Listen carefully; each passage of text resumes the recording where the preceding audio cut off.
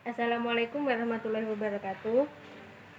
Kami dari kelompok 10 mata kuliah perencanaan pembelajaran akan mempresentasikan materi kami yang berjudul langkah-langkah pembelajaran dalam RPP tematik. Nah, perkenalkan, saya Norma Yuliniantin, NIM T 2018-4028. Di sini saya sebagai presentator pertama akan menyampaikan materi kami yang pertama, yaitu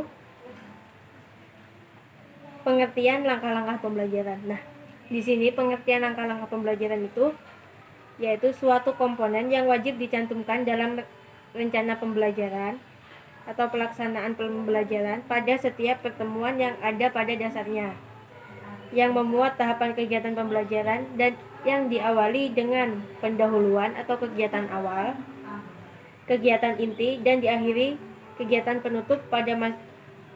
dengan kegiatan penutup, dan masing-masing dari kegiatan tersebut sudah disertai dengan alokasi waktu yang sudah ditentukan.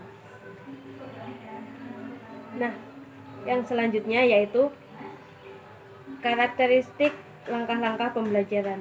Nah, di sini karakteristik langkah-langkah pembelajaran yang pertama yaitu pembelajaran tematik harus berpusat pada siswa, yaitu sesuai dengan pendekatan belajar modern yang lebih banyak memanfaatkan siswa sebagai subjek belajar. Jadi di sini guru hanya sebagai fasilitator dan siswa harus aktif di kelas bersama dengan teman-temannya untuk mempelajari apa yang telah disampaikan oleh guru.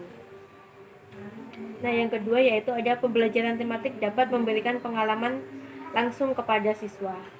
Nah, di sini dengan adanya pelajaran, guru harus bisa memberikan pengalaman kepada siswa dengan cara dihadapkan pada suatu yang nyata sebagai dasar untuk memahami hal-hal yang abstrak. Yang selanjutnya yaitu pembelajaran tematik menyajikan konsep dan berbagai mata pelajaran dalam proses suatu pembelajaran. Yang selanjutnya, pembelajaran tematik harus bersifat luas, yaitu guru harus mampu mengaitkan pembelajaran yang satu dengan yang lainnya. Semisal, siswa sedang belajar materi hukum. Nah, di sini guru harus bisa mengaitkan mata pelajaran hukum dengan pelajaran agama yang bersangkutan dengan hukum tersebut. Nah, cukup sekian presentasi dari saya. Kurang lebihnya mohon maaf dan dilanjutkan oleh rekan saya. Terima kasih. Assalamualaikum warahmatullahi wabarakatuh. Saya Iftita Alfiah Husna, NIM T 2018-4006. Di sini saya sebagai presentator kedua akan menjelaskan tentang langkah-langkah pengembangan pembelajaran dan alokasi waktu dalam langkah-langkah pembelajaran. Bagaimana sih langkah-langkah untuk mengembangkan pembelajaran? Yaitu antara lain 1. Spesifikasi asumsi, yaitu pengembangan harus didasarkan kepada asumsi yang benar. Misalnya, siswa akan belajar dengan baik apabila siswa mengetahui apa yang akan dipelajarinya. Kemudian yang kedua, mengidentifikasi kompetensi. Ketiga, menggambarkan kompetensi secara spesifik. Yang keempat, menentukan kriteria jenis asesmen. Nah, langkah ini ditempuh guna mengukur ketercapaian kompetensi. Yang kelima, desain strategi pembelajaran. Yang keenam, mengorganisasikan sistem pengelolaan. Yang kedelapan, melaksanakan uji coba program. Program yang dibuat dilakukan uji coba dengan tujuan untuk mengetahui apakah sudah efektif apa belum pembelajaran itu. Yang kesembilan, menilai desain pembelajaran. Nah, pada desain pembelajaran ini ada 4 aspek penting yang harus kita ketahui. Yang pertama yaitu 1. Validasi tujuan. Yang kedua, tingkah kriteria dan bentuk asesmen. Yang ketiga, sistem instruksional. Kemudian yang terakhir, pelaksanaan dan pengelolaan sesuai dengan tujuan. 10. Memperbaiki program. Perbaikan program ini hendaknya dilaksanakan berdasarkan umpan balik dari pengalaman belajar yang telah dimiliki oleh guru atau siswa itu sendiri. Kemudian yaitu alokasi waktu dalam langkah-langkah pembelajaran.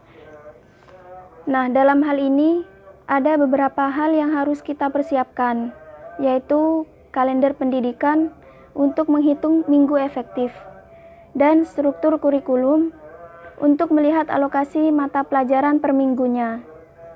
Sedangkan bagaimana langkahnya? Langkahnya adalah yang pertama, menghitung jumlah minggu dalam satu semester. Yang kedua, menghitung jumlah minggu tidak efektif. Yang ketiga, menghitung jumlah minggu yang efektif. Keempat, menentukan banyak jam efektif. Nah, caranya ini dengan banyaknya jam efektif didapatkan dari jumlah minggu efektif dikali dengan jumlah jam pelajaran per minggunya. Nomor 5, mendistribusikan alokasi waktu atau kompetensi dasar. Caranya ini dengan jam efektif dibagi dengan jumlah kompetensi dasar tiap mata pelajarannya. Cukup sekian penjelasan dari saya, kurang lebihnya wassalamualaikum warahmatullahi wabarakatuh. Oke, selanjutnya saya pemateri terakhir. Saya Anggun Putri Pertiwi, NIM T 2018-4019. Di sini saya akan menerangkan tentang cara menulis dan menyusun langkah-langkah pembelajaran dalam RPP tematik. Langkah-langkah minimal dari penyusunan rencana pembelajaran dimulai dari mencantumkan identitas RPP, tujuan pembelajaran, materi pembelajaran, metode pembelajaran, dan langkah-langkah kegiatan pembelajaran, sumber belajar, dan penilaian. Berikutnya penjelasannya. Yang pertama yaitu mencantumkan identitas. Identitas di sini terdiri dari nama sekolah, mata pelajaran, kelas, semester, kompetensi inti, kompetensi dasar, indikator, dan alokasi waktu. Dan yang kedua yaitu merumuskan tujuan pembelajaran. Jadi di sini ada tujuan pembelajarannya juga. Misalnya di sini saya akan mencontohkan tentang di pelajaran IPA. Tujuannya yaitu apa? Yang pertama, mendeskripsikan mekanisme peredaran darah pada manusia. Yang kedua, menyebutkan bagian-bagian jantung. Yang ketiga, merespon dengan baik pertanyaan-pertanyaan yang diajukan oleh teman-teman sekelasnya. Dan yang keempat, mengulang kembali informasi tentang peredaran darah yang telah disampaikan oleh guru. Itu jadi tujuan dalam RPP. Ketika kita sudah mengajar di kelas, kan kita sesuai RPP-nya seperti apa. Yang ketiga, menentukan materi pembelajaran. Untuk memudahkan penetapan materi pembelajaran dapat diacu dari indikator. Contoh indikatornya, peserta didik dapat menyebutkan ciri-ciri kehidupan. Materi pembelajaran, ciri-ciri kehidupan, nutrisi bergerak, reproduksi, transportasi, regulasi, iritabilitas, bernapas, dan ekskresi. Jadi itu materi pembelajarannya. Dan yang keempat, menentukan materi pembelajaran. Dalam kurikulum 2013, proses pembelajaran menggunakan pendekatan tematik integratif yang di dalamnya melekatkan pendekatan scientific approach and authentic assessment. Metode, teknik, strategis bergantung pada karakteristik materi pada siswa. Jadi di sini ada dua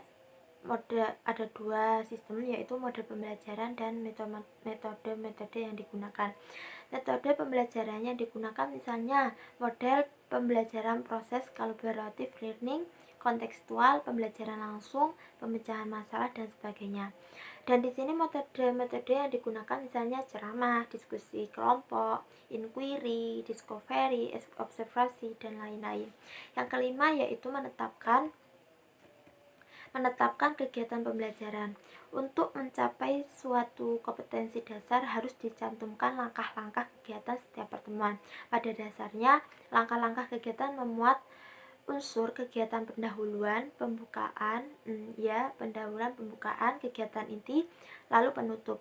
Jadi di sini yang pertama ini sudah memasuki pembelajaran, mulai pembelajaran di kelas. Jadi di kelas itu yang pertama yaitu pembukaan, kegiatan pendahuluan yaitu orientasi, terus persepsi, motivasi, pemberian acuan, pembagian kelompok belajar dan penjelasan mekanisme, kegiatan inti. Jadi yang kedua itu kegiatan inti berisi langkah-langkah sistematik yang dilalui peserta didik. Jadi di sini kegiatan inti itu menerangkan materi pelajaran. Dan yang terakhir kegiatan penutup. Di sini kegiatan penutup, guru mengarahkan peserta didik untuk membuat rangkuman atau simpulan. Yang kedua, guru memeriksa hasil belajar peserta didik. Yang ketiga, memberikan arahan tindak lanjut pembelajaran. Dapat berupa kegiatan di luar kelas, di rumah atau tugas sebagian remedi atau pengayaan. Jadi yang terakhir itu murid bisa dikasihkan pekerjaan rumah, tugas dari guru sesuai materi pelajaran. Yang keenam yaitu memilih sumber belajar. Pemilihan sumber belajar mengacu pada perumusan yang ada dalam silabus yang dikembangkan. Sumber belajar mencakup sumber rujukan, lingkungan, media, narasumber, alat, dan bahan. Sumber belajar ditulis secara lebih operasional dan bisa langsung dinyatakan bahan yang digunakan. Misalnya, sumber belajar dalam silabus dituliskan buku referensi. Dalam RPP harus dicantumkan bahan ajar yang sebenarnya. Jadi di sini mengacu sumber belajarnya itu dari mana sih? Kayak referensinya itu dari buku mana? Jadi itu dicantumkan. Jadi cukup sekian, terima kasih dari kelompok kami. Maaf kalau masih banyak kekurangan. Wassalamualaikum warahmatullahi wabarakatuh.